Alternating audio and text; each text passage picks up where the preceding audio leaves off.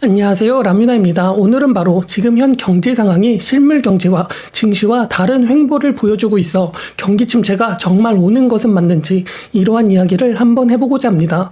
어떻게 보면 지금 현 경제 상황이 증시만 보았을 경우에는 무척이나 좋은 식으로 흘러가고 있는 것처럼 보여지고 있습니다. 이러한 것을 보여주듯 지표 또한 경제는 튼튼하고 문제는 없는 것처럼 보여지고 있기도 하고 말이죠. 이렇게 지금의 증시는 대부분 전고점을 돌파하거나 전고점까지 와 있는 상황에 놓여 있기도 합니다. 하지만 여기서 여러분들은 조금 착각을 하고 있는 게 있는데, 증시만 보았을 경우 나스닥이나 S&P 500, 다우지수 등 전부 고점을 향해 달려가고 있기는 하지만 그 속에 있는 기업들 하나하나 정밀하게 분석해 본다면 대부분 IT, 빅테크에 속하는 기업들만 주가가 오르고 있으며, 오프라인에 속하고 있는 또는 경기 호황 때 주가가 오를 수 있는 화장품 기업이나 제조업 기업, 화학 기업 등 이러한 기업들을 본다면 코로나 폭락과 비슷한 상황에 놓여 있는 것도 알 수가 있을 것입니다. 그렇기 때문에 어떻게 보면 경기 침체가 왔으면 이미 왔어야 하는 상황이 놓여졌지만, 그러한 상황이 AI가 나타나 돈의 쏠림을 AI 관련 쪽에 흐르게 되었고, 빅테크 대부분이 AI를 활성화하겠다고 하자마자 빅테크 쪽으로 돈이 쏠려버려 증시 또한 AI가 멱살을 잡고 올리고 있는 상황이 연출이 되고 있는 게 어떻게 보면 지금 현 상황일 것입니다. 그렇게 누구는 이제 AI가 멱살을 잡고 경제를 좋게 만들었지만 이제는 그 몫을 다 했기 때문에 경기 침체가 곧 올 것이라고 주장을 하는 사람도 있으며, 이제 경제는 점차적으로 더 좋아질 것이기 때문에 증시는 더 오른다고 주장을 하기도 하는 사람들도 있습니다. 어떻게 보면 코에 걸면 코걸이, 귀에 걸면 귀걸이로 경제가 흘러가고 있는 것이죠. 오늘은 이러한 이야기를 한번 해보고자 하니 영상 끝까지 시청해 주시면 감사하겠으며, 라뮤나 구독과 좋아요 꼭 부탁드리겠습니다. 그리고 제가 이번부터 구독 서비스와 유료 댓글 서비스 등을 운영하게 되었으니 영상 내용이 좋거나 라뮤나에게 커피라도 사주시고 싶으시다면 이것도 꼭 참고 부탁드리고, 지루하지 않도록 바로 내용 시작해 보도록 하겠습니다. 자, 여러분들은 지금 현 경제 상황에 있어서 경제는 좋아질 것이라고 생각을 하고 있을까요? 아니면 경기 침체가 올 것이라고 생각을 하고 계신가요? 이런 질문에 있어 당연히 궁금증이 있을 것이고, 이에 대한 해답이 이번 미국 연준에서 보고서를 발표한 게 있어 이것을 한번 디테일하게 볼 필요가 있습니다. 바로 얼마 전 미국 연준의 국제금융 토론 논문이 발표가 되었었는데, 이 논문의 경기 침체 가능성을 알리는 신호들이 나와서 많은 화제거리가 되기도 했습니다. 지금 현 경제 상황은 단기적으로 볼 때에는 조금 낙관적인 분위기로 흘러가고 있는 중에 있습니다. 이러한 모습을 보여주듯 4월 관세 폭락 이후 관세가 해결이 되지 않았음에도 4월부터 5월까지 역대급으로 상승을 보여주고 있으며, 여기에 환호라도 한 듯 포모라도 온 듯 대부분 주식을 부지성으로 구매를 하고 있으니까 말이죠.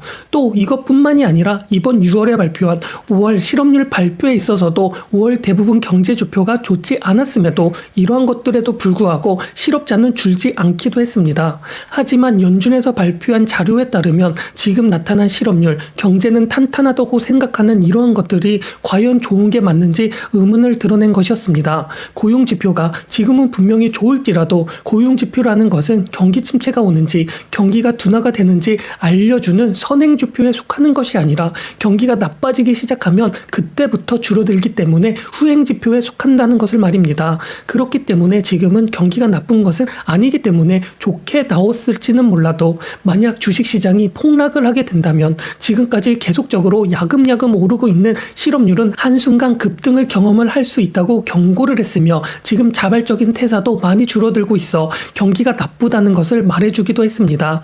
또 이게 전부일까요? 이것뿐만이 아니라 보고서에서는 경기 침체, 경기 순환은 어떻게 발생하는가에 있어서 결론적으로 신용 공급에 충격이 발생을 하여 경기 침체가 발생을 한다고 말을 하고 있습니다. 즉 미국 기업이 사업을 할 때 대부분 장기적으로 대출을 받아서 사업을 하고는 하는데, 대출을 했다면 당연하게 꼬박꼬박 이자를 내야 하고, 이러한 상황에서 기업이 돈을 빌리는 은행과 신용 공급 문제가 발생하여 기업들이 부도 위험을 겪고, 이렇게 경기 경기 침체가 온다는 것입니다.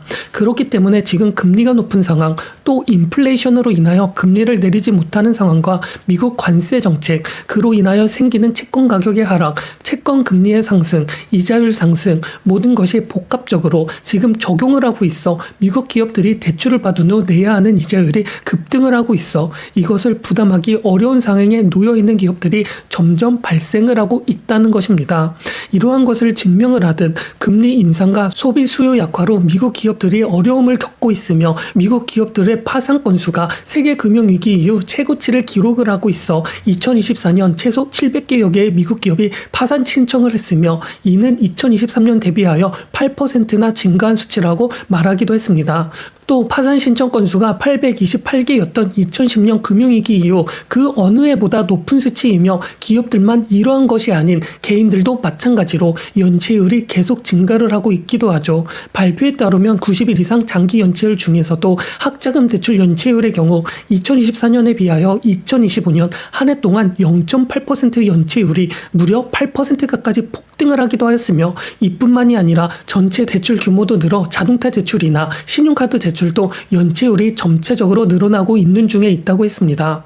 이렇게 지금 어떻게 보면 증시만 보았을 경우에는 무척이나 좋은 경제라고 착각을 할 수 있지만 실물 경제는 증시와는 다르게 좋은 상황이 연출되지 않고 있습니다. 채권이 계속적으로 하락을 하고 있기 때문에 그로 인하여 발생하는 이자율이 증가하는 것은 기업들과 개인들에게 큰 부담을 줄 수 있는 경우까지 오게 되었으며 이 문제는 개인과 기업만의 문제가 아니라 더 확장을 하여 미국 자체에서도 문제가 생겨 트럼프는 계속적으로 금리를 낮추라고 연준에게 경고까지 한 상황이기도 합니다.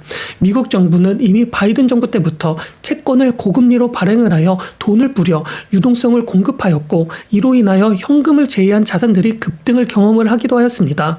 그렇기 때문에 증시도 오르고 금도 오르고 비트코인도 오르고 모든 자산들이 올랐었고 말이죠.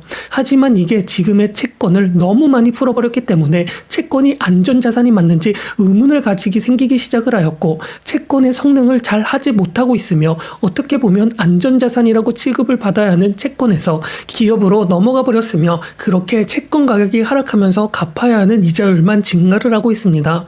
또 이 이자율이 계속적으로 증가하게 되어버리니 미국 자체에서도 갚아야 하는 돈, 부채에 대한 이자가 늘어나게 되어버려 미국이 벌어들이고 있는 돈을 전부 갚아야 되는데 쓰고 있는 게 현실이 되었습니다.